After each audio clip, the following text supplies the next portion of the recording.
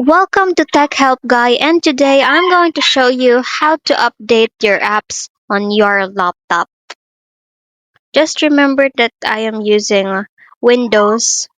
Okay, so let's start. First, open your Microsoft Store.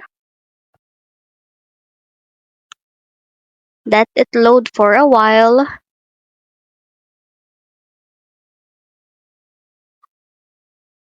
On the lower left corner, you can see Library. Just click Library. And there you can see all the applications that updates are available. Scroll down through the list and you can choose what applications you want to update and just click update, just like what I did here with WhatsApp application. It will be downloading and then you just need to wait it until it finished and install. And guys, if you want to update all your applications, you just need to click update all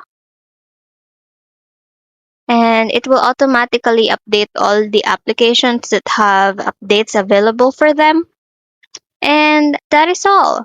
So thank you so much for watching this video. Like, comment, share, subscribe to this YouTube channel for more quick tips and tutorial.